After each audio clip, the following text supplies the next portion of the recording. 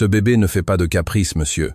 Ce petit ange est en train de perdre ses forces. Alexandre de Montaigne resta figé au milieu du manoir, son fils Mathieu tremblant dans ses bras, maigre, rouge à force de pleurer et refusant le biberon comme si chaque goutte lui faisait mal. 5 médecins, 8 nounous et une maison emplie de luxe n'avaient pas suffi à sauver l'héritier le plus choyé de Neuilly-sur-Seine.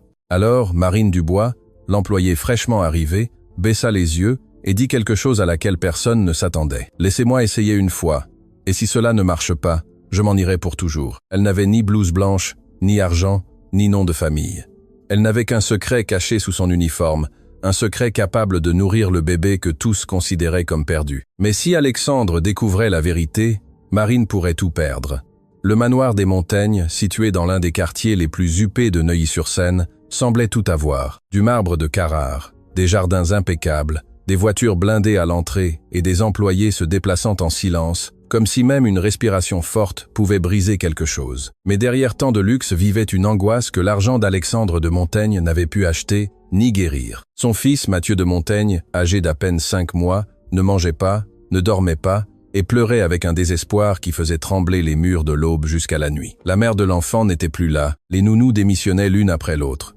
Les médecins parlaient de coliques, de reflux, de stress, des théories élégantes qui ne changeaient rien, et la grand-mère paternelle, Madame Isabelle de Montaigne, insistait sur le fait que le problème était le manque de discipline dans cette maison où tous craignaient de toucher à l'héritier. Ce lundi-là, Marine Dubois arriva pour la première fois comme femme de ménage, avec son uniforme emprunté, ses chaussures usées et un vieux sac serré contre sa poitrine. Elle ne venait pas chercher de miracle, juste un salaire pour ne pas retomber dans la misère. Mais en entendant les pleurs de Mathieu depuis le 2e étage, quelque chose en elle se brisa en silence, comme si ce bébé appelait une partie de sa vie que personne ne connaissait. Marine tenta d'obéir aux règles, de baisser les yeux et de laver les couloirs sans se mêler de ce qui ne la regardait pas. Mais chaque cri de l'enfant lui transperçait l'âme d'une question impossible à ignorer. Avant de continuer, dites-moi en commentaire de quelle ville ou de quel pays vous regardez cette histoire et abonnez-vous car ce qui va suivre vous brisera le cœur. Car quand Alexandre descendit l'escalier avec Mathieu presque sans force dans les bras, Marine comprit que dans ce manoir, il ne fallait pas une autre infirmière ni une autre explication médicale. Il fallait que quelqu'un ose écouter la douleur du bébé avant qu'il ne soit trop tard. Alexandre de Montaigne apparut en haut de l'escalier avec Mathieu dans les bras, mais il ne ressemblait pas au propriétaire de l'une des familles les plus puissantes de Paris. Il ressemblait à un père vaincu. Le bébé d'à peine 5 mois avait le visage rouge, les petits yeux gonflés et le petit corps tremblant contre sa poitrine. Dans la main d'Alexandre, le biberon était toujours presque plein, comme tous les précédents. Derrière lui venait l'infirmière de garde, l'uniforme froissé, le front en sueur, et le regard de quelqu'un qui ne savait plus quoi essayer. Le manoir tout entier semblait retenir sa respiration, car quand Mathieu pleurait, même le luxe devenait inutile. Marine Dubois était dans le couloir avec un chiffon humide entre les mains, faisant semblant de nettoyer une table qui brillait déjà comme un miroir. C'était son premier jour au manoir des Montaigne, et la gouvernante lui avait déjà clairement énoncé les règles. Nettoyer, obéir, ne pas poser de questions et ne jamais se mêler des affaires de la famille. Mais les pleurs de Mathieu traversaient portes, murs et avertissements. Ce n'était pas un caprice, ce n'était pas une fantaisie, c'était un son fatigué, désespéré, comme si l'enfant demandait de l'aide dans une langue que personne ne voulait apprendre. L'infirmière tenta d'expliquer qu'elle avait suivi toutes les indications, réchauffé la formule, changé la position, mis de la musique douce, fait des pauses, essayé un autre biberon, et même tenté de lui donner de petites quantités à la cuillère. Rien ne fonctionna. Mathieu repoussait le biberon avec sa langue, tournait la tête et pleurait jusqu'à s'épuiser. Alexandre serra la mâchoire d'une rage qui n'était pas seulement dirigée contre l'infirmière, mais contre sa propre impuissance. Il avait payé les meilleurs médecins, embauché des nounous avec des références impeccables et rempli la maison de remèdes, d'appareils et de conseils. Mais son fils ne mangeait toujours pas. Madame Isabelle de Montaigne, assise dans le salon avec un chapelet entre les doigts, observait la scène, le visage durci. Pour elle, tant de pleurs était un manque d'ordre. Elle disait qu'on prenait trop Mathieu dans les bras, que les bébés devaient aussi s'habituer aux règles de la maison, qu'avant les mères ne faisaient pas tant d'histoire pour un enfant qui pleure. Marine sentit que quelque chose lui brûlait la poitrine. Un bébé de 5 mois ne manipule personne. Un bébé souffre, sent, a besoin, mais elle n'était qu'une nouvelle employée, une femme humble aux chaussures usées et un vieux sac rangé dans la cuisine. Dans cette maison, son opinion valait moins que le silence. Pourtant, quand Mathieu laissa échapper un gémissement si faible qu'il sembla s'éteindre dans l'air, Marine ne put rester immobile. Elle fit un pas vers l'escalier sans s'en rendre compte. La gouvernante la regarda avec alarme, comme si elle la suppliait de ne pas commettre d'imprudence. Alexandre remarqua le mouvement et se tourna vers elle avec agacement. « Que voulez-vous » demanda-t-il sèchement. Marine déglutit.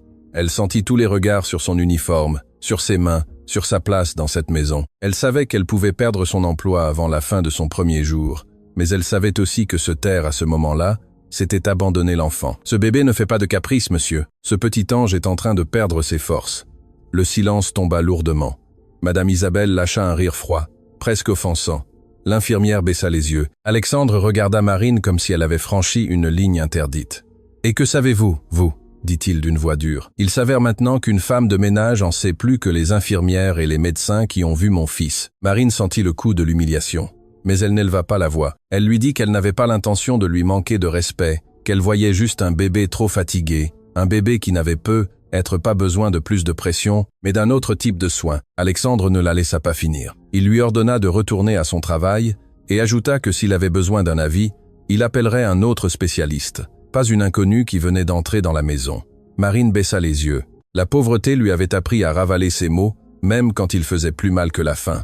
Ce même après-midi, Alexandre renvoya l'infirmière. La femme sortit en pleurant par la porte principale, vaincue comme toutes les précédentes, tandis que Mathieu continuait de pleurer au deuxième étage. Madame Isabelle insista sur le fait que le problème venait de l'incompétence des soignantes, pas de la famille. Alexandre, désespéré, appela une agence privée et demanda la meilleure nounou disponible. Quelqu'un avec une réelle expérience, quelqu'un qui ne s'effondrerait pas face à un bébé difficile. Quelques heures plus tard arriva Catherine Leclerc, une nounou réputée pour avoir travaillé avec des familles importantes de Bordeaux, Lyon et Marseille. Elle était impeccable, les cheveux attachés, la voix tranquille et une assurance qui sembla redonner un peu d'espoir au manoir. Catherine prit Mathieu avec précaution, vérifia sa température, demanda un silence absolu, changea la lumière de la chambre, prépara une autre formule et assura qu'avant la nuit, l'enfant aurait mangé et dormi. Madame Isabelle sourit pour la première fois de la journée, convaincue qu'ils avaient enfin mis le bébé entre de bonnes mains. Marine écouta tout depuis la cuisine en lavant de très fines tasses qu'elle craignait de casser. Elle tenta de se convaincre que c'était mieux ainsi.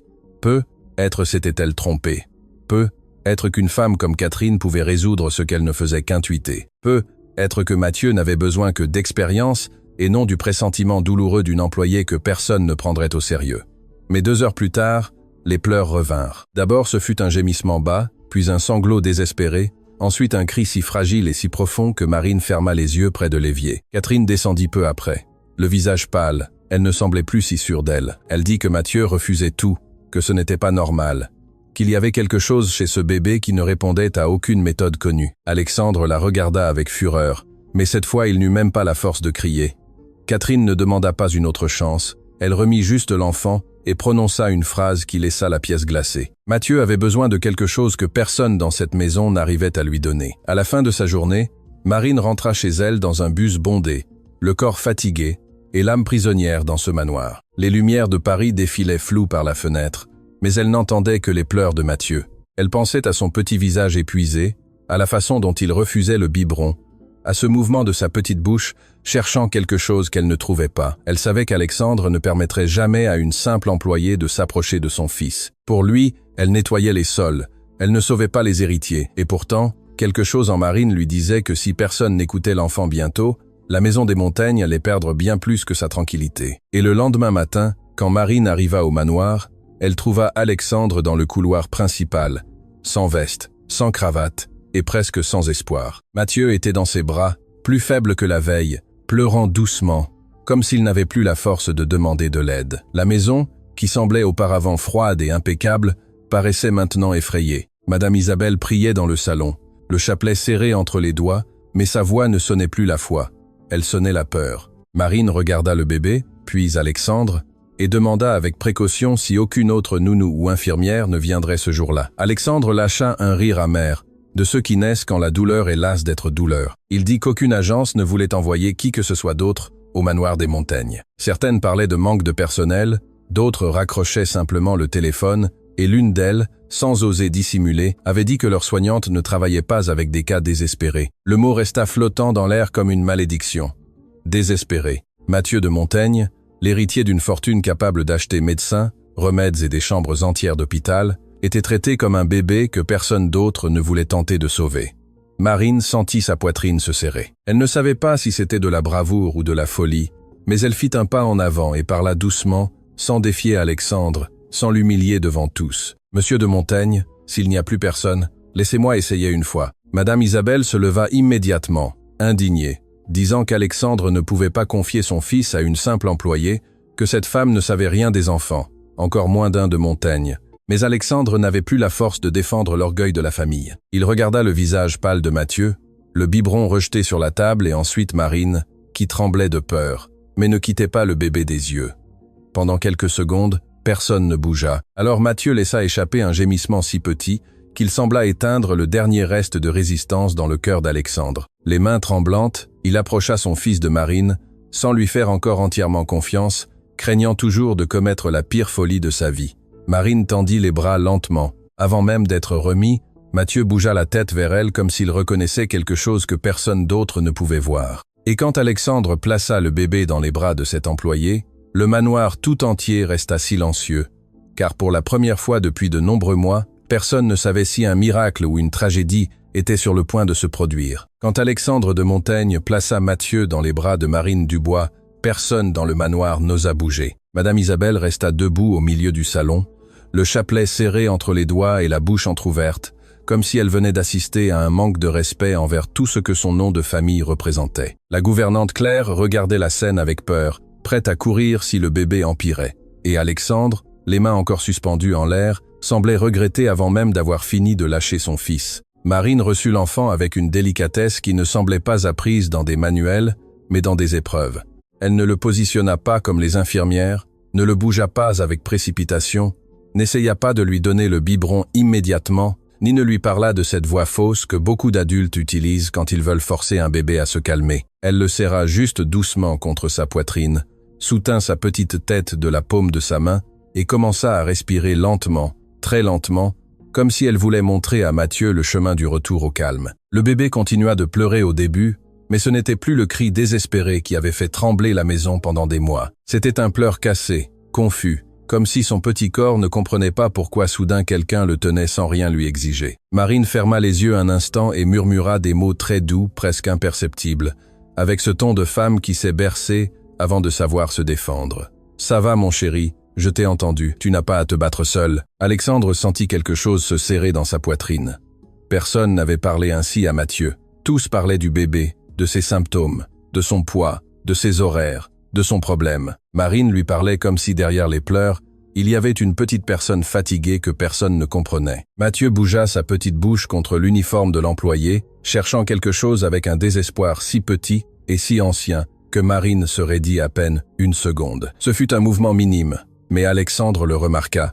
Madame Isabelle aussi. « Que fait-elle » demanda la dame avec méfiance. Marine ne répondit pas immédiatement. Elle accommoda mieux le bébé, le berça doucement et commença à chanter une berceuse très douce, une vieille mélodie de village, de celles qui ne viennent pas de la radio, mais des grands-mères. Claire, qui venait de la campagne, reconnut quelque chose dans ce chant et baissa les yeux avec respect. Ce n'était pas une chanson élégante, c'était une chanson de foyer, de cour, de femmes, qui ont pris soin d'enfants pendant que le monde leur exige de rester debout, même si elles sont brisées à l'intérieur. Peu à peu, Mathieu cessa de se tordre. Ses petites mains, qui avaient été fermées avec force, se relâchèrent sur la poitrine de Marine. Les pleurs devinrent un sanglot, puis un soupir tremblant, puis le silence.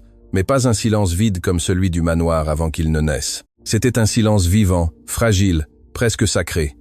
Alexandre fit un pas en avant, incrédule. « Ce n'est pas possible », murmura-t-il.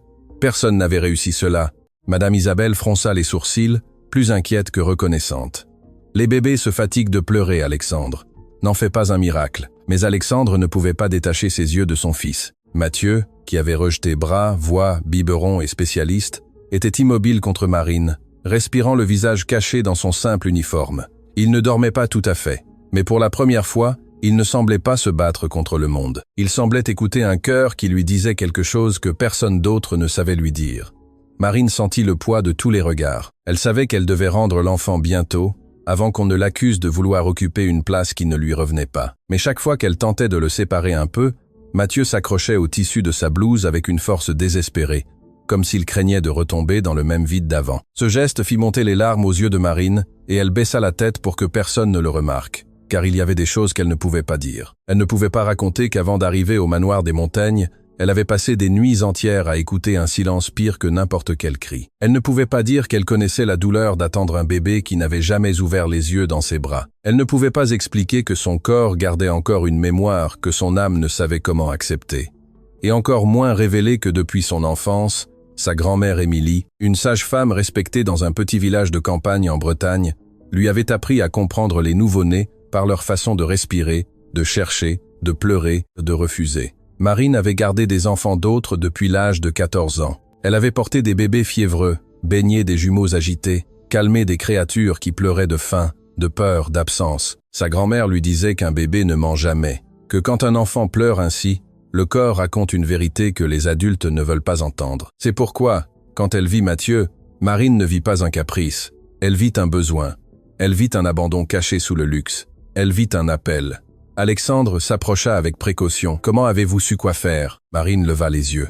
Pendant une seconde, elle voulut dire la vérité, libérer toute la douleur qu'elle portait serrée dans sa poitrine, lui avouer que ce n'était ni de la magie ni de la chance, mais une blessure qui l'avait transformée en une femme capable de reconnaître la souffrance d'un bébé, même depuis une autre pièce. Mais Madame Isabelle était là, la regardant comme si elle cherchait déjà comment la renvoyer. Claire était là, la maison entière était là. Alors Marine répondit simplement: Parfois, les bébés n'ont pas besoin qu'on les domine, ils ont besoin qu'on les écoute. Alexandre déglutit. Cette phrase le désarma plus que n'importe quel diagnostic. Pendant des mois, il avait essayé de vaincre les pleurs de Mathieu, de le battre avec de l'argent, des médecins, des horaires, de l'autorité. Marine, elle, était arrivée sans rien et avait fait la seule chose que personne n'avait tenté, s'abandonner à la douleur de l'enfant pour le comprendre. Mathieu bougea à nouveau sa petite bouche contre la poitrine de Marine. Cette fois, avec plus de clarté, elle sentit le sang lui glacer les veines. Elle savait ce qu'il cherchait, elle le savait trop bien, mais elle ne pouvait rien faire là, devant tous, sans transformer son secret en scandale. Alors elle le réajusta, lui chanta plus doucement et pria en silence pour que le bébé se calme un peu plus. Alexandre, toujours impressionné, ordonna que Marine reste avec Mathieu quelques heures seulement le temps qu'il trouve une autre solution. Madame Isabelle protesta immédiatement, disant qu'une employée ne pouvait pas devenir nounou par hasard, que quelque chose dans cette connexion était trop étrange, trop rapide, trop dangereux, mais Alexandre ne l'écouta pas. Pour la première fois depuis des mois, son fils ne criait pas. Marine s'assit dans un fauteuil à bascule près de la fenêtre, Mathieu collé à sa poitrine et l'âme tremblante de peur. Elle savait qu'elle n'avait gagné qu'un instant, pas une place. Elle savait que si Alexandre découvrait tout ce qu'elle cachait, il la chasserait peu, être du manoir pour toujours. Mais elle savait aussi que Mathieu continuait de chercher quelque chose qu'aucun biberon ne lui avait donné. Et pendant que le bébé se reposait contre elle, tous dans le manoir des Montaigne commencèrent à se poser la même question en silence. Qu'est-ce que cette femme avait dans les bras, dans la voix, dans le regard, et quelle grande souffrance avait-elle vécue pour comprendre Mathieu, comme si les pleurs de l'enfant étaient aussi les siens? La question resta flottant dans le manoir des Montaigne tout l'après-midi. Qu'est-ce que Marine Dubois avait que Mathieu ne trouvait chez personne d'autre? Alexandre tenta de se convaincre que c'était le hasard, une coïncidence née de la fatigue du bébé, mais chaque fois que quelqu'un essayait de le séparer d'elle, l'enfant s'agitait à nouveau. Il ne criait, pas avec la même force qu'avant, mais laissait échapper de petits gémissements, serrait ses petits poings contre l'uniforme de Marine et bougeait sa petite bouche, cherchant quelque chose qu'elle comprenait trop bien. Ce geste la rendait pâle parce que ce n'était ni un caprice, ni une habitude, ni un simple besoin d'être tenu dans les bras. Mathieu demandait de la nourriture de la seule manière que son petit corps savait la demander. Alexandre fit préparer une autre formule, demanda un autre biberon, appela le pédiatre au téléphone et écouta encore une fois les mêmes explications habituelles.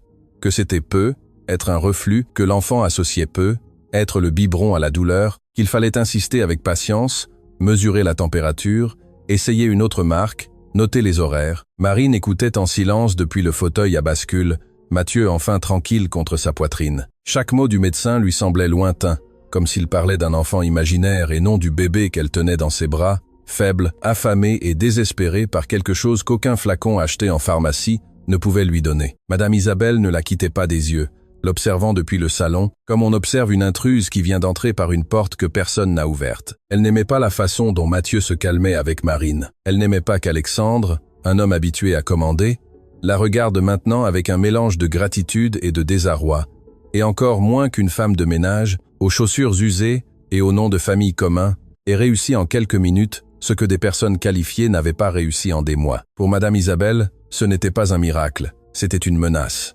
Quand vint l'heure d'essayer de le nourrir à nouveau, Alexandre s'approcha, le biberon à la main. Marine tint Mathieu avec précaution, essayant de ne pas montrer la peur qui lui montait à la gorge. Le bébé toucha la pointe du biberon avec ses lèvres, fronça son petit visage et tourna la tête vers elle, cherchant sa chaleur, son odeur, sa poitrine. Alexandre désespéra, lui demanda d'insister un peu plus. Marine obéit, mais Mathieu recommença à pleurer, d'abord doucement, puis avec une angoisse qui semblait ramener toute la maison au cauchemar habituel. Alors elle sut qu'elle ne pouvait plus faire semblant. « Monsieur de Montaigne, dit-elle d'une voix tremblante, il a être besoin d'un peu d'air. Il est très nerveux avec tout le monde qui le regarde. » Alexandre hésita. Madame Isabelle se leva immédiatement en disant qu'aucun bébé de la famille de Montaigne ne sortait de la maison dans les bras d'une inconnue. Mais Mathieu pleura avec une telle faiblesse que la phrase perdit de sa force avant de se terminer. Marine promit qu'elle l'emmènerait seulement dans le jardin, que Claire pouvait l'accompagner s'il le voulait, qu'elle ne s'éloignerait pas du manoir. Alexandre regarda son fils,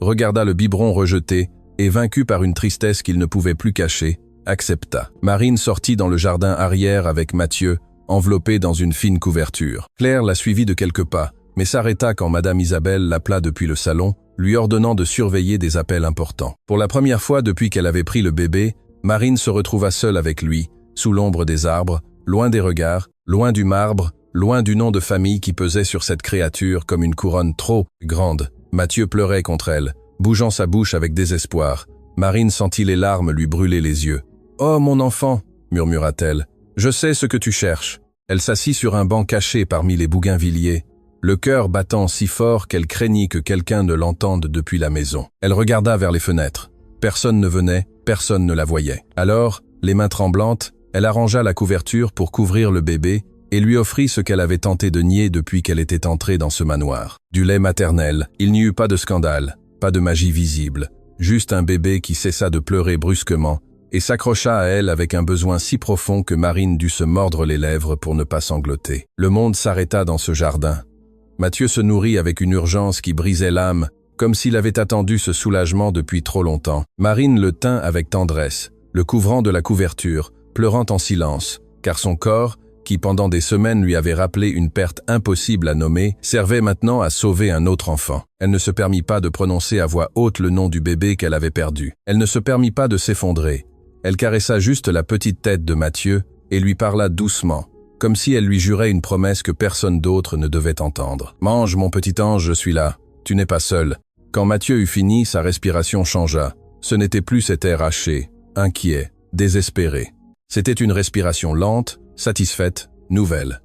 Il s'endormit contre elle, avec une paix que le manoir ne connaissait plus depuis des mois. Marine resta immobile, regardant son petit visage tranquille, ressentant à la fois une immense gratitude et une peur terrible, car elle venait de franchir une ligne qu'Alexandre n'aurait jamais autorisée s'il avait su la vérité. Elle l'avait fait pour sauver le bébé, oui, mais elle savait aussi que si quelqu'un découvrait comment elle l'avait nourri, on pourrait l'accuser de n'importe quoi. Elle rentra dans le manoir, Mathieu endormi dans ses bras. Alexandre était debout dans le couloir, faisant les 100 pas comme un homme qui avait oublié comment attendre. En voyant l'enfant endormi, il resta paralysé. Il ne demanda pas au début, il s'approcha juste lentement les yeux remplis d'une émotion qu'il ne voulait pas montrer devant sa mère. « Il a mangé ?» demanda-t-il enfin. Marine sentit le mensonge lui rester coincé dans la gorge. Elle baissa les yeux vers Mathieu puis vers le biberon qui restait intact sur la table, l'accusant en silence. « Il a pris un petit peu » répondit-elle. Ensuite, il s'est endormi. Alexandre ferma les yeux de soulagement, mais Madame Isabelle plissa les siens. Quelque chose ne collait pas. Le biberon semblait aussi plein. Le bébé dormait trop paisiblement, et Marine, bien qu'elle essayât de paraître calme, avait le visage humide, les mains tremblantes et une émotion qui ne correspondait pas à une simple employée qui venait de promener un enfant dans le jardin. Cette nuit-là, Alexandre demanda à Marine de revenir le lendemain, non seulement pour nettoyer, mais pour aider avec Mathieu en attendant de trouver une solution définitive. Marine accepta, la tête basse, sachant que cette solution existait déjà, mais vivait cachée dans son propre corps et dans sa douleur. En sortant du manoir, elle serra son sac contre sa poitrine et marcha vers l'arrêt de bus, l'âme partagée entre le soulagement et la peur. Car Mathieu avait mangé, Mathieu avait dormi, Mathieu était vivant. Mais depuis une fenêtre du 2e étage, Madame Isabelle la regardait partir avec une suspicion grandissante dans ses yeux. Et avant que Marine ne tourne au coin de la rue, la dame de Montaigne prit le téléphone et dit d'une voix froide « J'ai besoin qu'on enquête sur cette femme.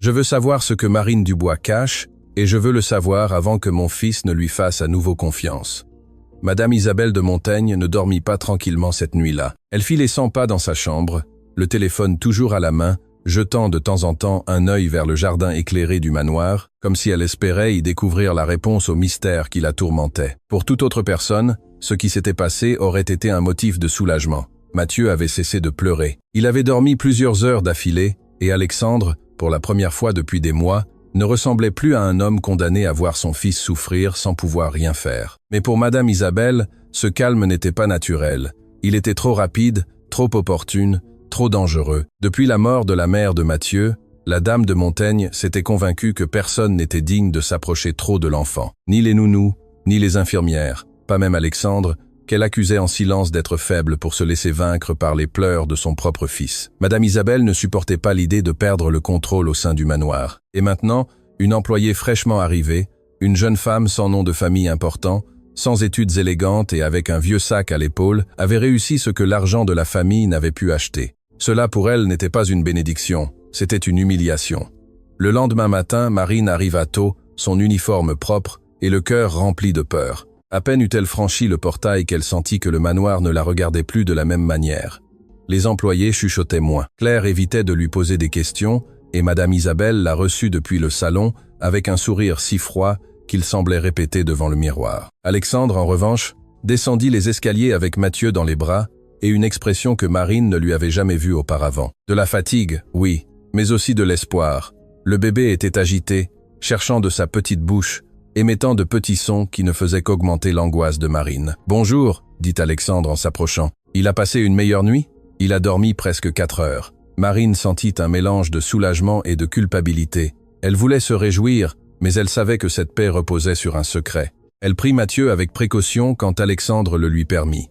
Et l'enfant se colla immédiatement à elle, comme s'il reconnaissait non seulement ses bras, mais la promesse cachée en eux. Madame Isabelle observa le geste de loin et serra les lèvres. Elle n'aimait pas voir son petit-fils s'accrocher à une étrangère avec tant de confiance. Elle n'aimait pas qu'Alexandre le remarque avec émotion. Elle n'aimait pas que le silence de la maison dépende maintenant de Marine. Pendant la matinée, Marine tenta de maintenir une routine discrète. Elle chanta doucement, marcha dans les couloirs avec Mathieu dans les bras, le berça près des fenêtres et fit semblant de préparer des biberons que le bébé continuait de refuser. Chaque fois qu'Alexandre demandait s'il avait pris quelque chose, elle répondait par des demi-vérités. « Un petit peu, il est plus calme. Nous allons doucement. » Elle ne disait pas un mensonge complet, mais elle ne disait pas non plus la vérité. Et cette frontière, aussi fine qu'un fil, lui pesait de plus en plus à chaque heure. Quand Mathieu commença à pleurer avec plus de désespoir, Marine demanda à l'emmener dans le jardin pour qu'il se calme. Alexandre fut sur le point d'accepter immédiatement. Mais Madame Isabelle intervint avec une douceur vénéneuse. Elle dit qu'il faisait trop chaud, que l'enfant pourrait s'enrhumer s'il transpirait puis rentrait dans l'air conditionné, qu'il était préférable de le nourrir dans le salon devant tous, comme il se devait dans une maison décente. Marine sentit son visage se glacer. Elle comprit que Madame Isabelle ne s'inquiétait pas du temps. Elle fermait les portes au secret. Alexandre regarda sa mère avec lassitude, mais ne voulut pas discuter. Il demanda à Marine de réessayer avec le biberon. Mathieu le rejeta aussitôt. Il pleura avec une frustration si profonde qu'Alexandre porta une main à son visage. Madame Isabelle ne fut pas émue, au contraire, elle observa Marine comme si elle attendait qu'elle commette une erreur. L'employé tint le bébé contre sa poitrine, essayant de le calmer sans rendre évident ce qu'il cherchait. Mathieu tournait la tête, ouvrait la bouche, se désespérait. Marine sentit quelque chose se briser en elle. « S'il vous plaît, monsieur », dit-elle enfin d'une voix brisée. « Laissez-moi l'emmener quelques minutes dans le patio arrière. Il s'agite davantage avec tant de monde. » Alexandre hésita à peine une seconde, puis acquiesça. Madame Isabelle voulut protester, mais il l'arrêta d'un regard. « Maman, laisse-la. Si Mathieu se calme avec elle, je ne l'en empêcherai pas. » Cette phrase tomba comme une déclaration de guerre. Marine sortit avec le bébé enveloppé dans une couverture, marchant le plus lentement possible pour ne pas éveiller de soupçons. Mais cette fois, Madame Isabelle ne resta pas immobile. Elle attendit quelques secondes, s'approcha de Claire et lui demanda si le patio arrière avait des caméras. La gouvernante, mal à l'aise, répondit que oui, mais que certaines zones anciennes du jardin échappaient à l'angle.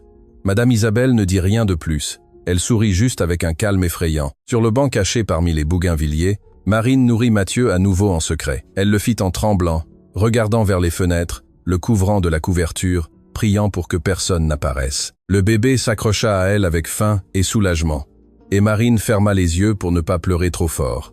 À cet instant, elle ne pensa ni à Alexandre, ni à Madame Isabelle. Elle pensa au petit corps qui cessait enfin de se battre, à sa respiration qui devenait tranquille, à la vie qui revenait goutte à goutte sur son visage. Si cela était un péché, Marine ne savait comment s'en repentir. Mais en rentrant au manoir, elle remarqua quelque chose de différent. Madame Isabelle n'était plus dans le salon. Claire était nerveuse. Alexandre reçut Mathieu endormi avec un soulagement si honnête qu'il fit mal à Marine de le tromper. Il la remercia à voix basse et dit qu'il ne comprenait pas comment il pouvait tant changer dans ses bras. Marine baissa les yeux. Elle voulut lui dire que ce n'était pas seulement dans ses bras, qu'il y avait une raison, que le secret n'était pas né de la malice, mais d'une perte qui la hantait encore. Mais la peur lui noua la gorge. Cet après-midi-là, tandis que Marine pliait des couvertures dans la chambre de service, elle entendit des voix dans le bureau. La porte était entr'ouverte. Madame Isabelle parlait au téléphone avec quelqu'un appelé Rémi Moreau, un détective privé qui, selon ses dires, avait déjà commencé à examiner le passé de Marine. La dame voulait savoir où elle avait travaillé, avec qui elle vivait, pourquoi elle ne parlait pas de sa famille, et surtout, ce qui s'était passé dans sa vie avant d'arriver au manoir des Montaigne. Marine resta immobile, une couverture serrée entre les mains. Elle sentit qu'elle manquait d'air.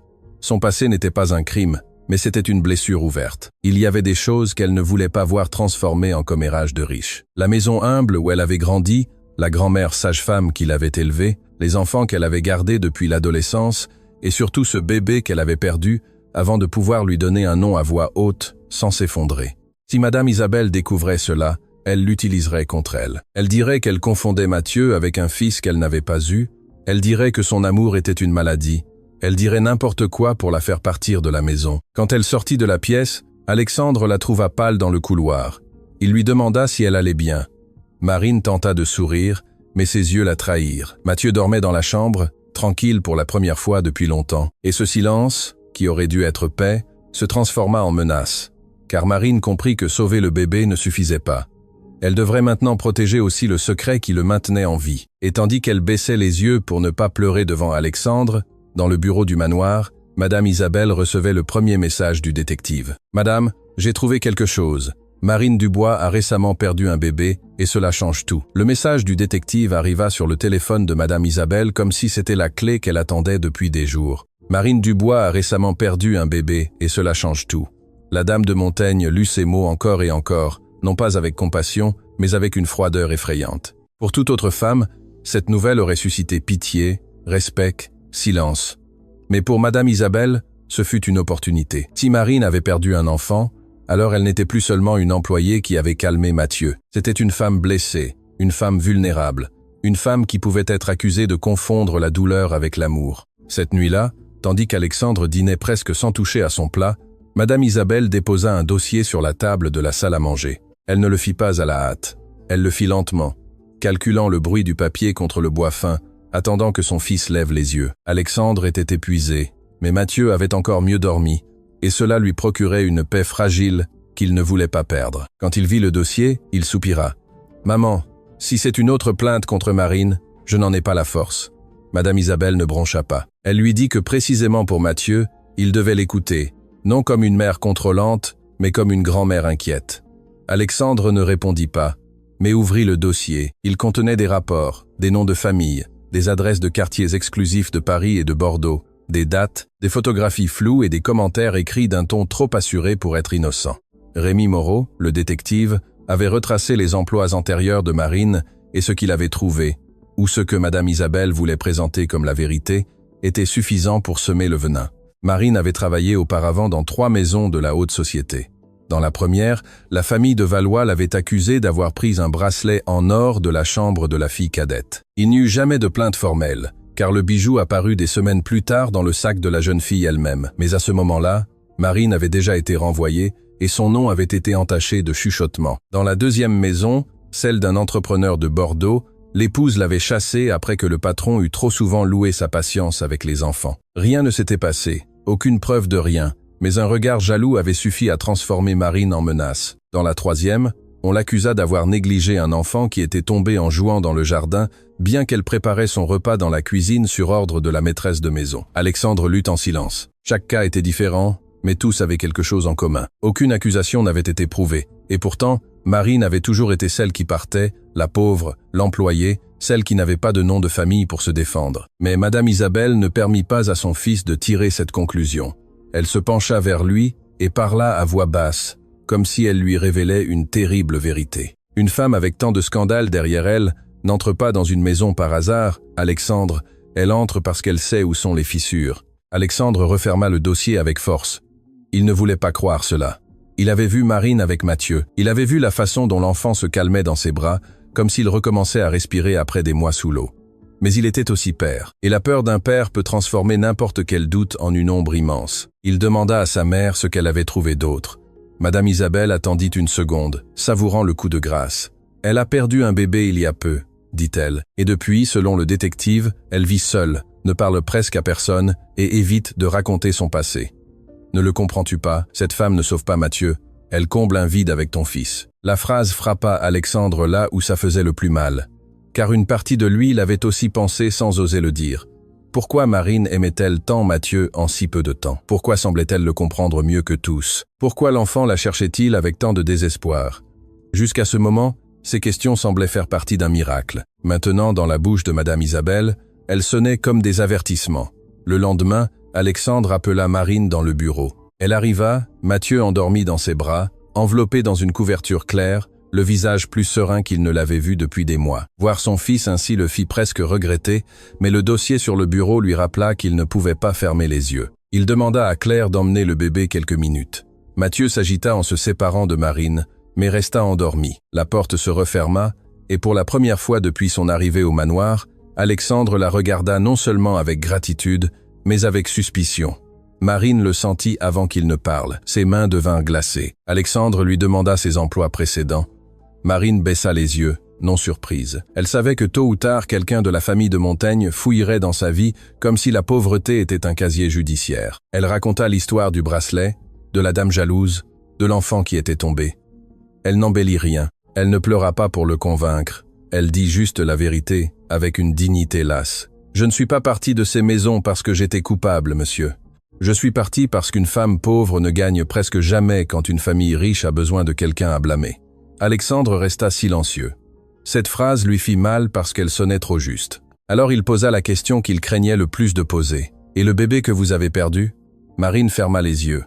Le bureau, les meubles raffinés, le tapis cher, tout disparut un instant. L'odeur d'hôpital revint, le drap froid, le silence après un espoir brisé. Quand elle rouvrit les yeux, elle avait des larmes, mais pas de honte. Elle lui dit que oui, elle avait perdu son fils avant de pouvoir le tenir dans ses bras comme elle en rêvait. Elle lui dit que depuis lors, elle avait vécu avec une absence clouée dans la poitrine, mais que Mathieu n'était pas un remplacement. Mathieu était Mathieu, un enfant vivant, affamé de soins, demandant de l'aide avec le seul langage qu'il possédait. Alexandre voulut la croire, mais Madame Isabelle avait semé le doute trop profondément. Il lui demanda pourquoi elle ne le lui avait pas raconté. Marine répondit qu'elle savait exactement ce qui se passerait. Ils utiliseraient sa douleur pour dire qu'elle était folle, confuse ou malade d'amour maternel. Alexandre resta silencieux, et ce silence confirma à Marine qu'elle ne se trompait pas. Et si vous aussi vous sentez que Marine est jugée pour avoir trop aimé un bébé que personne n'a su comprendre, écrivez en commentaire « Je la crois », car ce qu'Alexandre était sur le point de découvrir allait non seulement changer la façon dont il voyait Marine, mais allait à nouveau mettre en danger la vie de Mathieu. À ce moment, un faible cri parvint du couloir. Mathieu s'était réveillé. Au début, ce fut un gémissement, puis un petit cri angoissé. Marine tourna immédiatement la tête, comme si chaque fibre de son corps répondait à cet appel. Alexandre se leva aussi, mais avant qu'il n'ouvre la porte, Madame Isabelle entra sans demander la permission.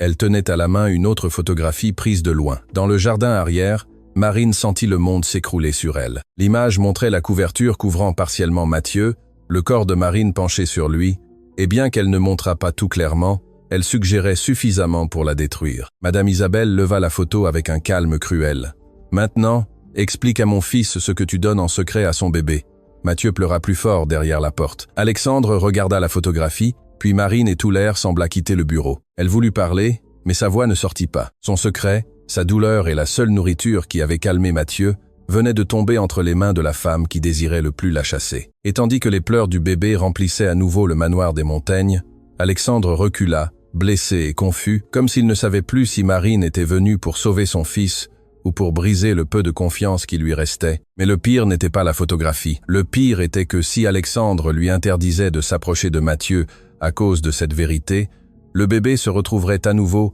sans la seule nourriture que son corps acceptait, et alors tous devraient découvrir de la manière la plus douloureuse si le secret de Marine était une trahison ou la seule raison pour laquelle Mathieu était toujours en vie. Alexandre de Montaigne regarda la photographie comme si cette image lui avait brisé la confiance en deux. Ce n'était pas une preuve claire, mais elle suggérait trop de choses. La couverture recouvrait une partie du corps de Mathieu. Marine était penchée sur lui dans le jardin, et l'explication qu'elle venait de donner, qu'elle l'avait nourri de lait maternel, résonnait dans le bureau comme une confession impossible à effacer. Madame Isabelle observait la scène, les bras croisés, silencieusement satisfaite, convaincue que son fils ouvrirait enfin les yeux et chasserait cet employé du manoir. Marine ne nia rien. Les mains tremblantes et les yeux remplis de larmes, elle expliqua que Mathieu n'acceptait pas le biberon, qu'elle l'avait vu perdre ses forces, que sa petite bouche cherchait désespérément de la nourriture et qu'elle n'avait pas pu rester les bras croisés. Elle dit qu'elle n'avait jamais voulu tromper Alexandre, qu'elle avait eu peur, qu'elle savait que si elle parlait avant, on la jugerait comme on la jugeait maintenant. Mais Alexandre ne pouvait pas l'écouter calmement. Il se sentait humilié, trahi, comme si quelqu'un avait pris une décision concernant son fils derrière son dos, dans sa propre maison. « Tu n'avais pas le droit, dit-il, la voix brisée par la rage et la douleur. Mathieu est mon fils, Marine.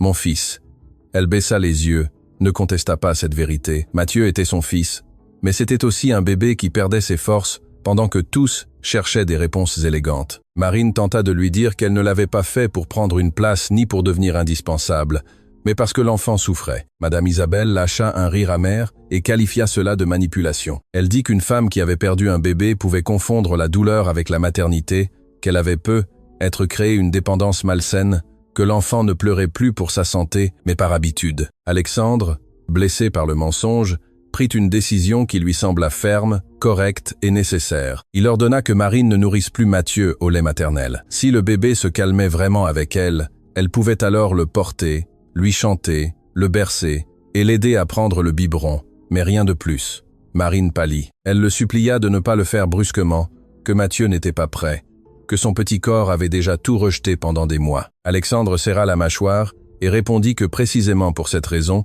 il devait rompre cette dépendance au plus vite.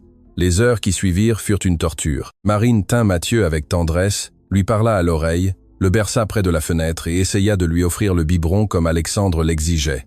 Le bébé le rejeta encore et encore. D'abord il tournait la tête, puis il pleurait. Ensuite il repoussait la tétine avec sa langue et cherchait désespérément le sein de Marine, comme s'il ne comprenait pas pourquoi la personne qui lui apportait le calme lui refusait maintenant ce que son corps réclamait. Chaque rejet était un coup de poignard pour elle.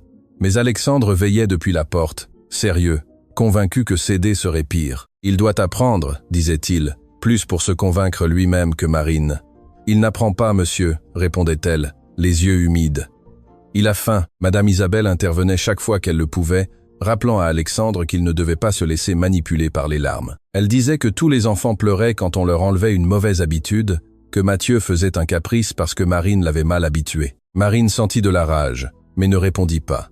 Comment expliquer à une femme si dure qu'un bébé de 5 mois ne fait pas de caprice pour du lait? Comment lui faire comprendre que la faim ne se discipline pas, elle se soigne? Le premier jour, Mathieu ne prit que quelques gouttes. La nuit, il dormit peu, agité, en sueur, se réveillant avec des gémissements. Le deuxième jour, il rejeta presque tout. Alexandre appela le pédiatre au téléphone, mais ne lui raconta pas toute la vérité. Il dit seulement que l'enfant était de nouveau difficile avec l'alimentation. Le médecin demanda une surveillance, des liquides, de la patience. Marine écoutait ses indications le cœur serré. Elle savait que la patience ne nourrissait pas. Elle savait que chaque heure sans nourriture le ramenait au même abîme dont ils avaient à peine réussi à le tirer. Le troisième jour, Mathieu cessa de pleurer fortement et c'est ce qui effraya le plus Marine. Il ne criait plus comme avant. Il restait immobile, les petits yeux éteints, la petite bouche sèche et le corps trop mou dans ses bras. Quand elle lui parlait, il tentait de répondre par un faible geste, mais refermait aussitôt les yeux. Alexandre commença à perdre sa couleur. La maison retrouva ce silence terrible des jours précédents.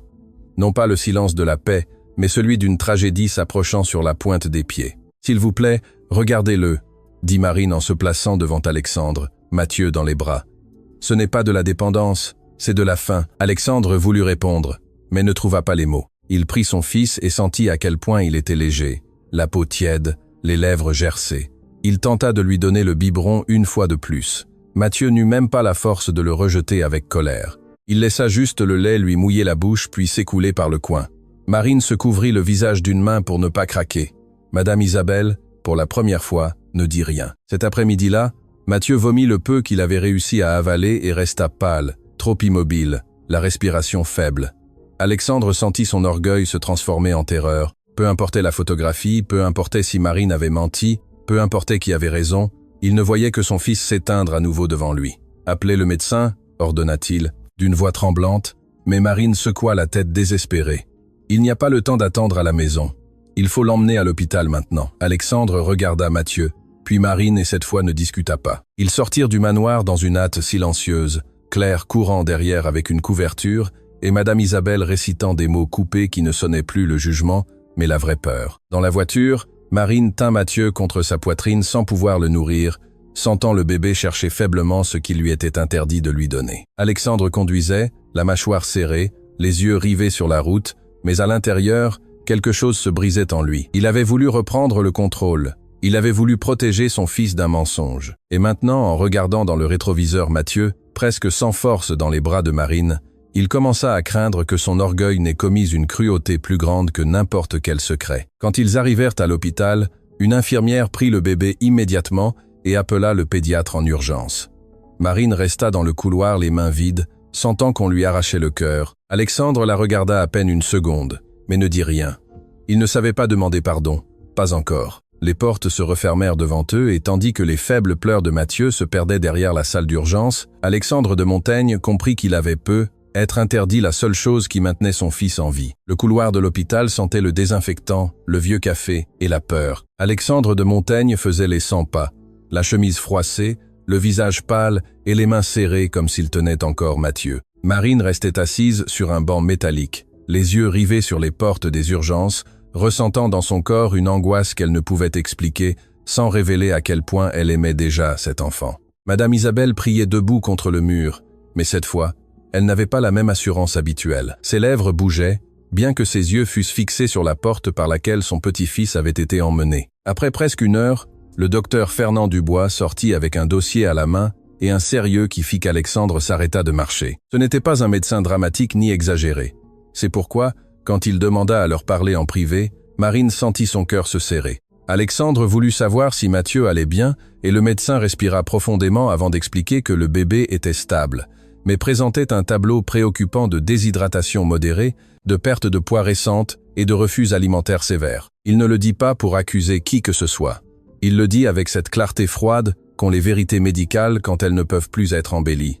Alexandre resta immobile. Madame Isabelle serra son chapelet. Marine ferma les yeux car chaque mot confirmait ce qu'elle avait tenté d'avertir. Le docteur continua en disant que lors du dernier contrôle, Mathieu avait montré des signes clairs d'amélioration, meilleure couleur, meilleur sommeil, prise de poids, moins d'irritabilité et plus de réponses au contact. Mais maintenant, après plusieurs jours sans accepter suffisamment de nourriture, l'enfant avait régressé de manière dangereuse. On ne pouvait pas traiter cela comme un simple caprice ni comme une mauvaise habitude. Un bébé de 5 mois qui cesse de s'alimenter ne défie personne. Il entre en danger. Madame Isabelle tenta d'intervenir en disant que l'employé avait créé une dépendance malsaine, que l'enfant devait apprendre à se nourrir normalement et qu'il n'était pas sain de laisser une femme étrangère le contrôler de cette manière. Le docteur la regarda avec respect, mais sans céder.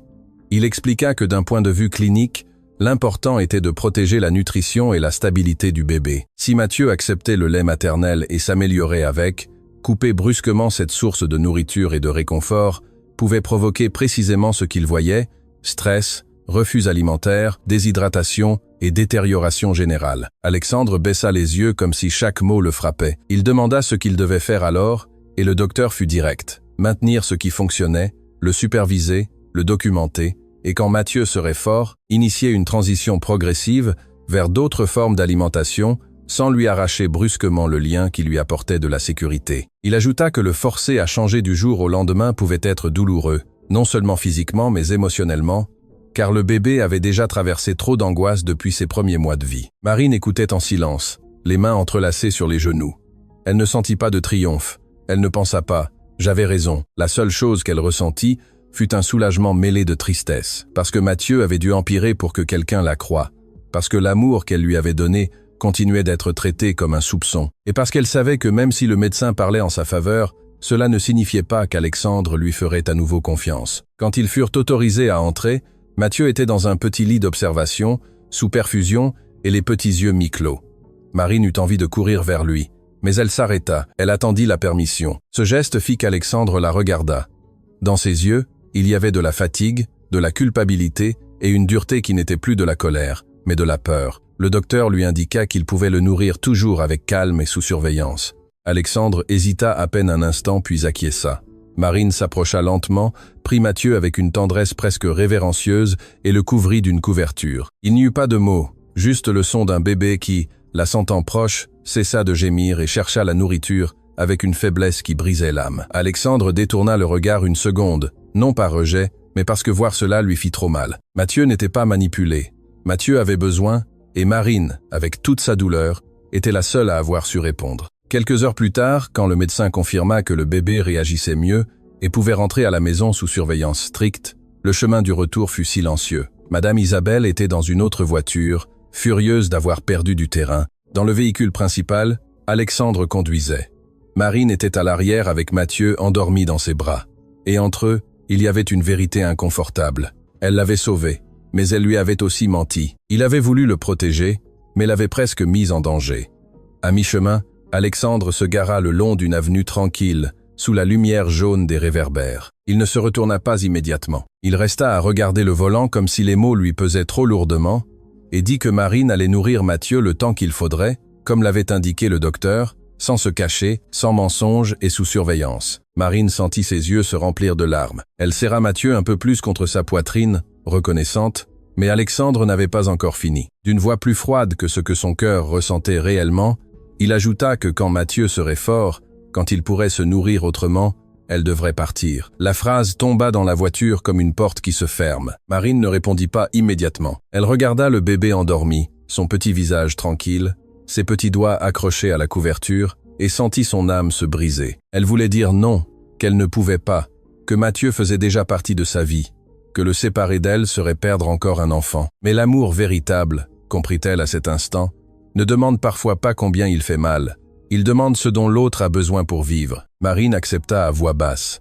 Elle lui dit que si c'était ce qu'Alexandre voulait, elle partirait quand Mathieu n'aurait plus besoin d'elle. Mais jusqu'à ce jour, elle le suppliait de la laisser bien le soigner, non pour elle, mais pour lui. Alexandre ne sut que répondre. Il s'attendait à de la résistance, des reproches, des supplications, mais Marine venait d'accepter de perdre le bébé pour le voir en bonne santé. Cette réponse fit bouger quelque chose dans sa poitrine, quelque chose qui était endormi depuis longtemps depuis la mort de Valérie. La voiture se remit en marche. Marine regardait par la fenêtre. Mathieu endormi dans ses bras, laissant couler des larmes silencieuses que personne ne devait remarquer. Alexandre conduisait sans rien dire, mais il ne voyait plus une employée menteuse sur le siège arrière. Il voyait une femme capable d'aimer sans rien retenir. Et ce genre d'amour, même s'il ne voulait pas encore l'admettre, commençait à tout changer. Les jours suivants, le manoir des Montaigne changea de rythme. On n'entendait plus les pleurs interminables de Mathieu traversant les murs depuis l'aube. Il n'y avait plus d'infirmières entrant et sortant l'air défait, ni de biberons intacts s'accumulant sur les plateaux d'argent. Sous la surveillance d'Alexandre et selon les indications du docteur Fernand, Marine nourrissait le bébé à des heures fixes, avec soin, sans se cacher, sans un seul mensonge de plus. Et bien que chaque fois qu'elle le faisait, elle sentait le poids du regard de Madame Isabelle planté dans son dos, elle voyait aussi comment Mathieu retrouvait sa couleur, son sommeil et cette petite paix que seuls les bébés ont quand ils cessent enfin de se battre contre la faim. Alexandre observait tout d'une certaine distance. Au début, il le faisait par méfiance, comme on surveille une blessure pour s'assurer qu'elle ne saigne pas à nouveau. Mais petit à petit, sans s'en rendre compte, il commença à regarder autrement. Il voyait Marine se laver les mains avant de prendre Mathieu, le couvrir avec délicatesse, lui parler doucement, attendre ses pauses, ne rien lui imposer, ne pas l'utiliser pour attirer l'attention. Et chaque fois que le bébé s'endormait sur elle, satisfait et tranquille, Alexandre sentait que quelque chose en lui se décomposait. Cette femme ne se comportait pas comme quelqu'un qui voudrait conquérir un manoir. Elle se comportait comme quelqu'un prêt à tout perdre, pourvu qu'un enfant vive. La phrase que Marine avait prononcée dans la voiture lui revenait en tête. « Je partirai quand Mathieu n'aura plus besoin de moi ». Alexandre ne pouvait pas comprendre ce genre d'amour. Dans son monde, presque tout venait avec des conditions, des contrats, des noms de famille, des convenances, des intérêts cachés. Mais Marine ne demandait pas de bijoux, Ne demandez pas une meilleure chambre, ne demandez pas qu'on l'appelle madame, ni qu'on la remercie devant quiconque. Elle demandait du temps pour nourrir le bébé et la permission de bien le soigner. Rien de plus. Et ce rien de plus commença à peser plus lourd que n'importe quelle promesse élégante qu'il aurait entendue dans les salons parisiens. Un après-midi, Alexandre la trouva dans la chambre de Mathieu, rangeant les vêtements du bébé en silence. L'enfant dormait dans son berceau, respirant tranquillement, une petite main ouverte sur la couverture. Marine pliait les petites couches avec une patience presque triste. Alexandre resta à la porte sans entrer, se souvenant de Valérie, la mère de Mathieu, faisant la même chose des mois avant de mourir. Valérie avait été une lumière dans ce manoir, joyeuse, têtue, pleine de vie. Sa mort laissa Alexandre avec un fils nouveau-né, une immense maison et une douleur qu'il ne savait comment nommer. Depuis, il ne s'était plus senti homme. Il s'était senti veuf, père effrayé et maître d'un silence qui le dévorait. Marine remarqua sa présence et se raidit, comme si elle attendait encore un reproche. Alexandre lui demanda de ne pas avoir peur. Il ne venait pas discuter.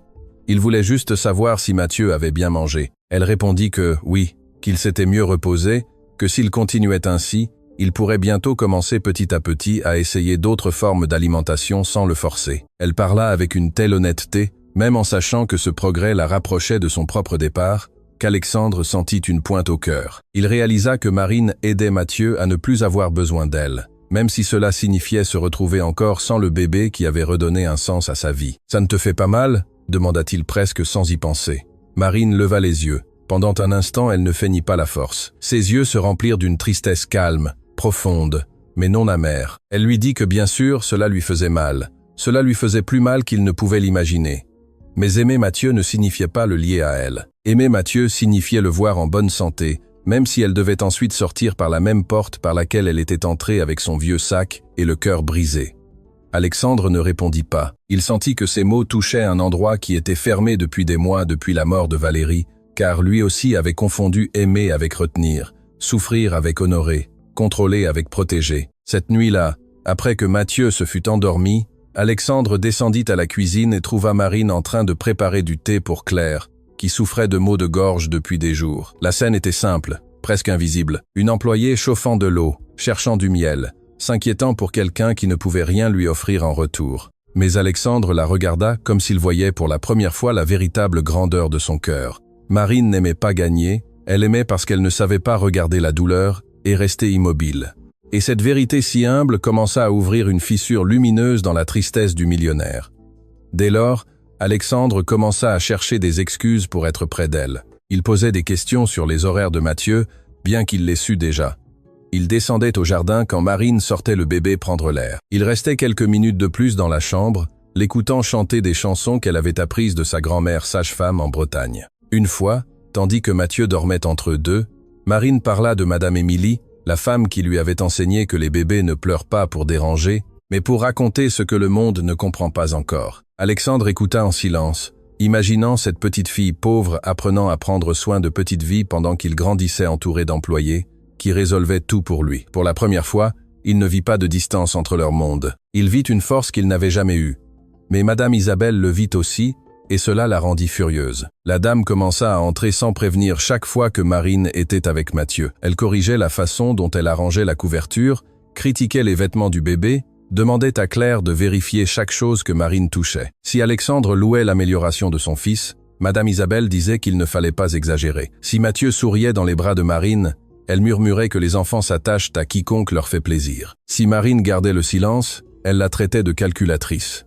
Si elle parlait, elle la traitait d'insolente. Son objectif n'était pas de prendre soin du bébé, c'était de fatiguer la femme qui gagnait une place qu'elle n'avait jamais voulu lui accorder. Marine supporta sans répondre. Elle avait appris que certaines batailles sont perdues quand on se défend trop. Mais Alexandre commença à remarquer chaque geste, chaque humiliation déguisée en conseil, chaque phrase lancée pour rappeler à Marine qu'elle restait une employée. Et avec chaque injustice, l'admiration qu'il ressentait pour elle se mêlait à quelque chose de plus dangereux, de plus intime, de plus difficile à nier. Un après-midi, Madame Isabelle trouva Alexandre regardant Marine depuis le couloir, tandis qu'elle faisait rire Mathieu avec une simple chanson. Le bébé laissa échapper un petit rire, clair, le premier qui résonnait vraiment dans ce manoir depuis des mois. Alexandre sourit sans s'en rendre compte. Madame Isabelle vit ce sourire et comprit que le problème n'était plus seulement Mathieu. Son fils commençait à regarder Marine comme un homme regarde une femme qui peut lui redonner la vie. Cette nuit-là, Madame Isabelle ferma la porte de sa chambre, prit le téléphone et appela une vieille amie de la haute société parisienne. Sa voix sortit froide, calculatrice, pleine d'un venin élégant. « J'ai besoin que les gens sachent ce qui se passe dans cette maison, dit-elle. Mon fils est manipulé par une employée. Et si nous ne faisons rien maintenant, cette femme va tout prendre. » Madame Isabelle de Montaigne savait se mouvoir dans la haute société comme d'autres femmes savent réciter le chapelet avec patience, répétition et une foi absolue dans le pouvoir des apparences. Elle n'avait pas besoin de crier pour détruire quelqu'un. Il lui suffisait d'un appel bien placé, d'une phrase prononcée avec une apparente préoccupation, d'une pause dramatique avant de prononcer le nom de Marine Dubois. Cette même nuit, elle commença à semer l'histoire parmi ses amis de toujours. Des femmes aux noms de famille longs, aux bijoux discrets et aux sourires capables de couper comme du verre. Elle leur dit qu'elle était inquiète pour Alexandre, que depuis la mort de Valérie, son fils était vulnérable, qu'une employée fraîchement arrivée avait profité de la douleur de la maison pour se rendre indispensable. Au début, les amis écoutèrent avec curiosité, mais Madame Isabelle savait transformer la curiosité en scandale. Elle leur parla de Mathieu, du bébé qui ne mangeait pas, de la façon étrange dont il ne se calmait qu'avec Marine, du lait maternel donné en secret, d'une prétendue dépendance émotionnelle que l'employé avait créée pour contrôler l'enfant et, à travers l'enfant, contrôler aussi le père. Elle ne dit pas que le médecin avait recommandé de maintenir ce qui fonctionnait. Elle ne dit pas que Mathieu avait été déshydraté, ni qu'il s'était amélioré grâce à ses soins. La vérité complète ne servait pas son but. Elle avait besoin d'une vérité tronquée, élégante et venimeuse. En moins de 3 jours, les rumeurs couraient déjà dans Paris. Dans les salons privés, les déjeuners de bienfaisance et les groupes de dames qui faisaient semblant de parler de charité, tout en dévorant les réputations des autres. Le nom de Marine commença à résonner comme un avertissement. On disait que l'employé avait ensorcelé l'enfant, qu'Alexandre de Montaigne, veuf et seul, était tombé dans un piège émotionnel, qu'une femme pauvre savait très bien comment utiliser la pitié pour entrer dans une famille riche. Personne ne posait de questions sur Mathieu. Personne ne voulait savoir si le bébé allait mieux. L'important, c'était le scandale. Une employée nourrissant l'héritier, un millionnaire défendant une femme sans nom de famille. Un manoir où les règles de classe semblaient se briser. Marine commença à sentir le poids de ces commérages, avant même de les entendre directement. Le chauffeur cessa de la saluer naturellement. L'une des cuisinières se taisait quand elle entrait. Claire, bien que la traitant toujours avec respect, la regardait avec une tristesse impuissante. Et quand Marine accompagna Alexandre à une consultation de Mathieu, 2 dames dans la salle d'attente l'observèrent de la tête aux pieds et murmurèrent quelque chose qu'elle n'entendit pas entièrement, mais qu'elle comprit. C'est elle. Marine serra Mathieu contre sa poitrine, non pour le cacher, mais pour se soutenir. Alexandre commença aussi à recevoir des appels, des associés qui demandaient avec une fausse discrétion si tout allait bien chez lui, des cousins qui insinuaient qu'il devait prendre soin de la réputation du nom de Montaigne. Une tante de Bordeaux lui dit que, être pour le bien de l'enfant, il devrait embaucher une institution sérieuse et faire partir cette femme avant que tout ne devienne plus difficile. Alexandre écoutait, raccrochait et sentait grandir une rage différente. Ce n'était pas la rage désespérée d'avant, c'était une rage claire, protectrice, née de voir comment tous donnaient leur avis sur Marine, sans l'avoir vue passer des nuits entières à prendre soin de Mathieu. Un après-midi, en rentrant de la clinique, Marine trouva une enveloppe sous la porte de la chambre de service.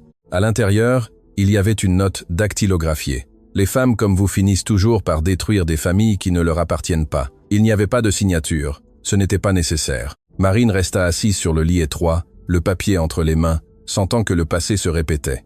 Une autre maison riche, une autre accusation. Encore une fois, elle transformait en coupable d'un désir étranger, d'une peur étrangère, d'une blessure qu'elle n'avait pas causée, mais cette fois cela faisait plus mal parce que Mathieu était au milieu. Cette nuit-là, après avoir endormi le bébé, Marine se rendit au bureau d'Alexandre. Elle ne voulait pas le faire, mais la dignité exige parfois de dire adieu avant d'être chassée. Elle lui dit qu'il serait être préférable d'accélérer la transition, de chercher du lait donné, d'embaucher quelqu'un d'autre, de trouver n'importe quel moyen pour qu'elle quitte le manoir au plus vite. Alexandre l'écouta en silence, avec une expression qui se durcissait, non contre elle, mais contre l'injustice. Marine tenta de sourire, mais sa voix se brisa en disant qu'elle ne voulait pas être la cause d'un autre scandale dans la vie de Mathieu. Alexandre se leva lentement, marcha vers elle et prit la note de ses mains. Il la lut sans rien dire. Puis il la laissa sur le bureau comme si c'était quelque chose de sale. Il lui demanda si elle croyait vraiment que partir protégerait Mathieu. Marine baissa les yeux. Elle dit qu'elle ne savait pas, mais que si rester apportait la honte à l'enfant, Elle préférait porter la douleur. Alexandre respira profondément. À ce moment-là, il comprit que Madame Isabelle et la haute société pouvaient inventer 1000 versions de Marine. Mais aucune n'expliquait ce qu'il avait devant lui. Une femme prête à perdre sa place pour ne pas entacher l'avenir d'un bébé qui ne portait même pas son sang. « Tu n'es pas une honte pour mon fils », dit Alexandre d'une voix basse. « La honte serait de le laisser élever par des gens qui parlent de famille mais ne savent pas aimer. » Marine le regarda surprise. Alexandre s'approcha un peu plus, sans la toucher encore, comme s'il comprenait que chaque geste entre eux devait se faire avec respect. Il lui dit qu'au début, il avait douté d'elle, que le mensonge lui avait fait mal, qu'il avait encore du mal à accepter qu'elle ne lui ait pas dit la vérité dès le début. Mais il lui dit aussi qu'il avait vu son sacrifice, sa façon de prendre soin de Mathieu, sa décision de partir quand l'enfant irait bien, même si cela lui brisait l'âme et qu'aucun intérêt caché ne ressemblait à cela. Marine commença à pleurer en silence. Ce n'étaient pas des larmes de défaite, mais de quelqu'un qui était enfin vu sans préjugés. Alexandre lui confessa que depuis la mort de Valérie, il croyait que l'amour l'avait quitté, qu'il ne lui restait qu'à être père et à survivre. Mais Marine était entrée dans sa maison avec un uniforme simple et une blessure énorme. Et pourtant elle avait rendu la vie à Mathieu et à lui quelque chose qu'il n'espérait plus ressentir. Il ne prononça pas encore le mot amour, mais il était dans ses yeux, dans la façon dont sa voix tremblait, dans le silence qui régnait entre deux. Alors la porte du bureau s'ouvrit. Madame Isabelle apparut sans frapper, comme si cette maison lui appartenait encore plus qu'à son propre fils. Elle vit Marine pleurer, elle vit Alexandre debout, trop près, et son visage se remplit d'une indignation presque théâtrale. Elle dit que maintenant elle comprenait tout, que l'employé ne voulait pas seulement le bébé, elle voulait aussi le père. Marine recula, blessée, mais Alexandre ne recula pas. Pour la première fois, il affronta sa mère sans peur. Il lui dit que Marine n'avait pas cherché cette maison, que la maison avait eu besoin d'elle, que Mathieu était en vie parce qu'elle avait osé faire ce que tous jugeaient avant de comprendre. Madame Isabelle répondit qu'une de Montaigne n'accepterait jamais une femme comme ça dans la famille. Alexandre, fatigué du mot famille utilisé comme une arme, regarda Marine avec une décision qui changea son visage. « Alors, il est peu, être temps de décider ce que signifie vraiment la famille, » dit-il. Marine ouvrit les yeux sans comprendre. Madame Isabelle pâlit. Alexandre marcha vers Marine, non par impulsion, mais avec une certitude née de tout ce qu'ils avaient souffert. Il lui prit les mains avec précaution, comme si en elle il reconnaissait les nuits d'insomnie, les sacrifices, la tendresse et la force qui avaient sauvé Mathieu. Puis, devant sa mère indignée, il dit qu'il ne voulait pas que Marine parte quand Mathieu irait bien. Il voulait qu'elle reste avec dignité, avec respect, avec une place que personne ne pourrait lui arracher par des rumeurs. Marine secoua la tête, effrayée. Elle lui rappela que tout le monde parlerait, que sa mère n'accepterait jamais, qu'elle était une employée et lui un de Montaigne. Alexandre la regarda avec une douce tristesse. Il lui dit qu'il était fatigué d'un nom de famille qui servait à fermer des portes et d'une société qui confondait argent et valeur. Mathieu avait besoin d'amour, lui aussi, et Marine, sans rien demander, leur avait donné à tous deux une raison de vivre. Alors, avant que Madame Isabelle ne puisse l'arrêter, Alexandre de Montaigne s'agenouilla devant Marine au milieu du bureau. Il n'y avait pas de musique, pas de fleurs, pas d'invités, seulement une mère furieuse, une femme humble tremblant de peur et un homme qui, enfin, choisissait avec son cœur. « Marine Dubois, dit-il d'une voix brisée, épouse-moi, non pas pour faire taire les gens, non par pitié, non pas seulement pour Mathieu. Épouse-moi parce que je t'aime, parce que mon fils t'aime, et parce que cette maison a cessé d'être morte depuis que tu y es entré. » Madame Isabelle laissa échapper un « ce n'est pas possible », rempli de rage. Marine se couvrit la bouche en pleurant, incapable de répondre. Et de la chambre d'en haut, comme si le destin voulait aussi parler, Mathieu se réveilla et laissa échapper un bref cri, non de douleur, mais d'appel. Marine regarda vers l'escalier, puis Alexandre agenouillé devant elle et comprit que sa vie venait d'être suspendue entre deux chemins, fuir pour éviter l'humiliation ou accepter un amour qui pouvait affronter toute une ville. Madame Isabelle de Montaigne ne cria plus cette nuit-là. Après avoir vu Alexandre agenouillé devant Marine, lui demandant en mariage dans le bureau du manoir, quelque chose sur son visage se durcit d'une manière différente. Ce n'était plus seulement de la rage, c'était de l'orgueil blessé. C'était la certitude d'une femme habituée à commander qui venait de perdre son autorité face à une employée. Elle regarda son fils comme si elle ne le reconnaissait pas. Elle regarda Marine comme si elle voulait effacer sa présence de ses yeux et sortit du bureau sans un mot, laissant derrière elle un silence plus menaçant que n'importe quelle insulte. Le lendemain matin, Madame Isabelle fit faire ses valises et partit vivre dans l'une des propriétés familiales, à Saint-Germain-en-Laye. Elle dit qu'elle ne comptait pas rester sous le même toit, où une inconnue avait ensorcelé son fils et usurpé la place de Valérie. Alexandre n'essaya pas de la retenir. Cela lui fit mal de la voir partir car elle restait sa mère, mais il comprit aussi que certaines distances sont nécessaires lorsque l'amour d'une personne se transforme en contrôle. Marine, en revanche, ressentit de la culpabilité. Elle ne voulait pas séparer une mère de son fils. Elle ne voulait pas entrer dans une famille en laissant des ruines derrière elle. Mais Alexandre lui prit la main avec calme et lui dit que ce n'était pas elle qui brisait la maison. C'était l'orgueil de Madame Isabelle qui ne supportait pas de voir Mathieu en bonne santé et lui-même revivre. Pendant plusieurs semaines, le manoir respira une paix étrange. Mathieu continua de s'améliorer. Le docteur Fernand supervisa la transition avec soin, et petit à petit le bébé commença à accepter de petites quantités d'autres aliments, sans hâte, sans punition, sans lui arracher brusquement le lien qu'il avait sauvé. Marine continuait de le soigner avec une tendresse que personne ne pouvait plus nier. Et Alexandre, chaque jour plus sûr de sa décision, commença à préparer un mariage simple, loin du bruit mondain, mais Madame Isabelle ne s'était pas rendue. Depuis son autre maison, elle déplaçait appels, invitations et faveurs comme des pièces d'échecs. Si elle ne pouvait empêcher l'engagement en privé, elle tenterait de le détruire en public. Un mois plus tard, Alexandre reçut une invitation formelle à un gala de bienfaisance organisé par sa mère. C'était l'une de ces fêtes où la haute société parisienne se réunissait pour parler de générosité tout en mesurant les noms de famille, les robes et les mariages. Marine sut immédiatement que ce n'était pas une invitation innocente. Elle demanda à Alexandre de ne pas y aller, qu'il n'avait pas besoin de s'exposer, qu'elle avait supporté suffisamment de regards, mais Alexandre refusa de la cacher. Il dit que si elle devait devenir son épouse, ce ne serait pas par la porte de service ni en silence.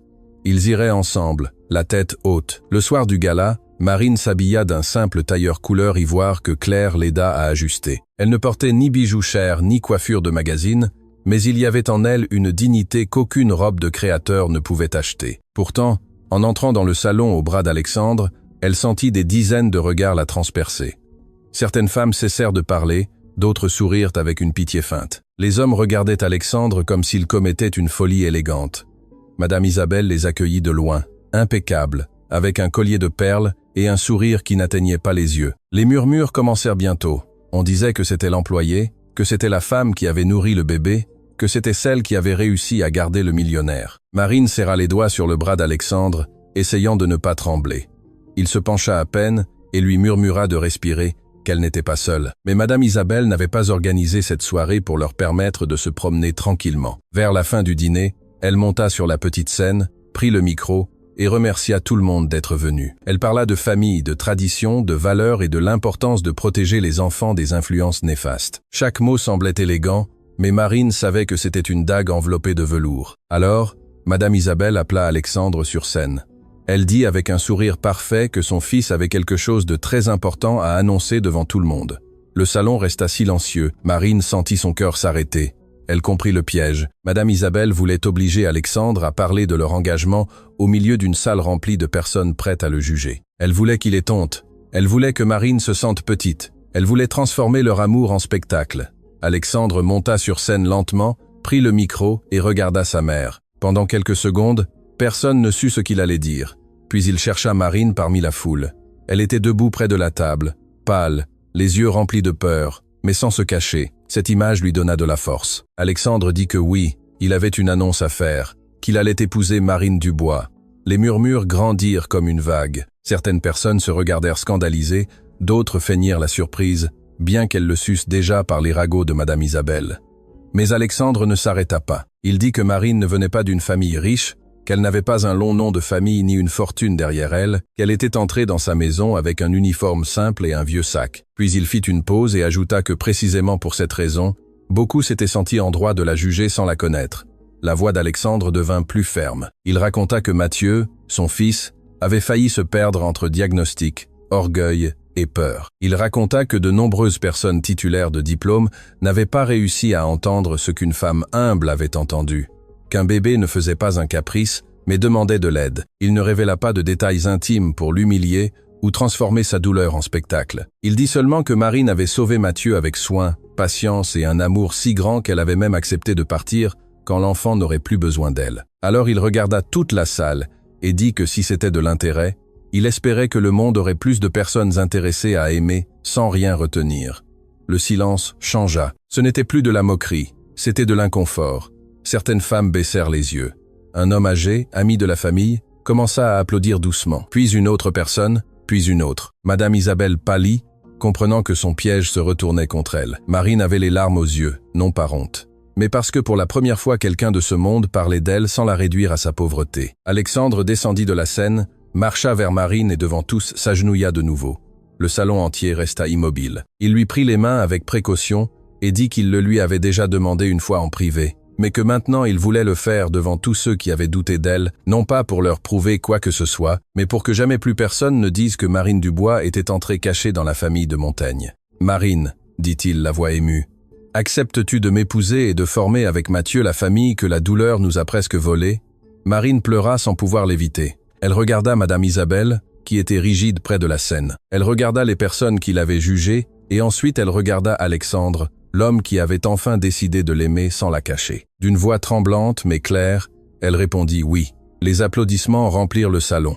Tous n'applaudirent pas par amour. Certains le firent par honte, d'autres par surprise. D'autres parce que la vérité, quand elle est dite en face, oblige à baisser les yeux.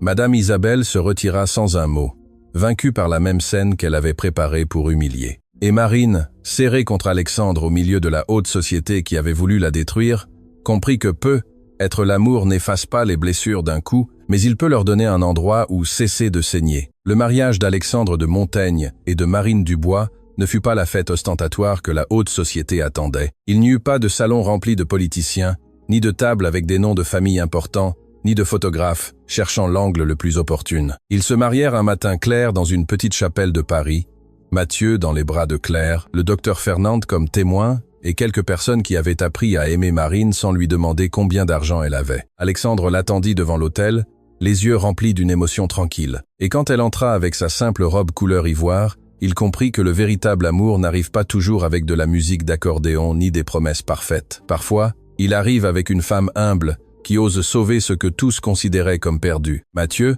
déjà plus fort, laissa échapper un petit rire pendant la cérémonie, comme s'il donnait aussi sa bénédiction. Marine pleura en écoutant ses propres vœux car elle promit d'aimer Alexandre sans oublier Valérie, de respecter l'histoire de cette maison et de prendre soin de Mathieu, non comme un trophée ou une récompense, mais comme l'enfant que Dieu avait mis sur son chemin quand tous deux étaient brisés. Alexandre promit de ne plus jamais laisser l'orgueil parler plus fort que l'amour. Il promit de la défendre face au monde, mais aussi de l'écouter en silence, car elle lui avait enseigné que parfois, c'est celui qui a le moins qui sait le mieux prendre soin. Madame Isabelle n'assista pas. Elle envoya un arrangement de fleurs blanches sans carte, et personne ne sut si c'était un signe de paix ou d'orgueil déguisé. Pendant des années, elle resta éloignée, vivant dans l'une des propriétés familiales, recevant des nouvelles par d'autres personnes et faisant semblant de ne pas s'en soucier. Mais de temps en temps, son chauffeur passait lentement devant le manoir des Montaigne et elle regardait de la fenêtre de la voiture Mathieu courir dans le jardin, en bonne santé, fort, heureux, appelant Marine maman, avec une naturelle qui serrait le cœur de Madame Isabelle. 5 ans plus tard, la maison qui semblait autrefois un musée était pleine de vie. Mathieu était déjà un enfant éveillé, espiègle, les yeux brillants de celui qui avait été aimé de nouveau vers la santé. Marine continuait de lui chanter les chansons de Madame Émilie et Alexandre. Chaque fois qu'il l'écoutait, se souvenait de la première fois que cette voix avait arrêté les pleurs de son fils. Alors une autre bénédiction arriva. Marine tomba enceinte d'une petite fille. Quand Lucie de Montaigne Dubois naquit, Mathieu la reçut avec un baiser maladroit sur le front et promit de prendre soin d'elle comme « Maman a pris soin de moi ». Alexandre serra Marine dans ses bras à l'hôpital et lui murmura qu'elle n'avait pas seulement sauvé Mathieu, elle avait sauvé tout le monde. Les années passèrent avec des anniversaires, des jouets éparpillés dans le salon, des petits déjeuners en famille et des rires là où il n'y avait eu que de la peur. Mais Marine remarqua quelque chose. Chaque après-midi, une camionnette élégante s'arrêtait au loin devant le portail. À l'intérieur se trouvait Madame Isabelle, regardant ses petits-enfants jouer sans oser descendre. Mathieu demandait parfois des nouvelles de la mère de son père et Lucie, avec son innocence d'enfant, disait qu'elle voulait connaître la grand-mère qui vivait loin. Marine ne parla jamais en mal d'elle. Elle savait que l'orgueil pouvait aussi être une prison, et que certaines personnes ont besoin que quelqu'un leur ouvre la porte de l'extérieur. Un après-midi, tandis que Mathieu et Lucie jouaient dans le jardin, Marine les prit tous les deux par la main et marcha jusqu'au portail. Madame Isabelle, surprise, voulut demander au chauffeur de démarrer, mais il était trop tard. Marine s'approcha calmement et lui dit que les enfants demandaient toujours des nouvelles de la mère de leur papa, qu'ils voulaient connaître leur grand-mère et que si elle acceptait, il y avait du café fraîchement préparé à la maison. Madame Isabelle regarda Mathieu, puis Lucie, Et pour la première fois depuis des années, ses yeux se remplirent de larmes sans orgueil. La dame descendit lentement de la voiture. Mathieu la salua avec curiosité. Lucie lui offrit une fleur cueillie dans le jardin et Madame Isabelle porta une main à sa poitrine, comme si cette tendresse était plus que ce qu'elle méritait. Elle regarda Marine et d'une voix brisée, admit qu'elle s'était beaucoup trompée à son sujet, qu'elle l'avait jugée pour être pauvre, pour être une employée, pour avoir aimé sans demander la permission. Marine sourit d'une douce tristesse et lui répondit que tout le monde mérite une chance quand il est prêt à changer. Cet après-midi-là, Madame Isabelle rentra dans le manoir, non pas comme propriétaire, mais comme grand-mère. Cette nuit-là, quand les enfants dormaient et que Madame Isabelle était partie promettant de revenir le lendemain, Alexandre trouva Marine sur la terrasse, l'embrassa par derrière et la remercia d'avoir pardonné à sa mère, de lui avoir donné une chance quand personne ne l'exigeait. Marine regarda les lumières du jardin et répondit qu'une famille n'est pas complète quand tout le monde a raison, mais quand quelqu'un ose guérir ce que l'orgueil a brisé. Alexandre l'embrassa sur le front. À l'intérieur de la maison, Mathieu et Lucie dormaient tranquillement. Dehors, le vent agitait doucement les bougainvilliers du jardin, où Marine avait autrefois nourri en secret le bébé que personne ne savait sauver. Et ainsi, l'employé qui était arrivé avec un vieux sac, une douleur cachée et un amour qui ne demandait rien, finit par devenir le cœur de la famille de Montaigne. Car parfois les miracles n'arrivent pas vêtus de luxe. Parfois, ils arrivent avec des mains humbles, avec des larmes silencieuses et avec l'amour d'une mère qui décide de sauver un enfant, même si le monde entier ne comprend pas. Et depuis ce jour, chaque fois que Mathieu serrait Marine dans ses bras et l'appelait « maman », Alexandre se souvenait que son fils n'avait pas été sauvé par l'argent, ni par le nom de famille, ni par l'orgueil. Il avait été sauvé parce qu'une femme humble avait eu le courage d'aimer quand tous les autres ne savaient que juger. Si cette histoire vous a touché le cœur, abonnez-vous dès maintenant, car ici nous racontons des histoires où l'amour, l'humilité et les miracles changent des destins qui semblaient perdus. Et dites-moi en commentaire, qu'auriez-vous fait à la place de Marine ?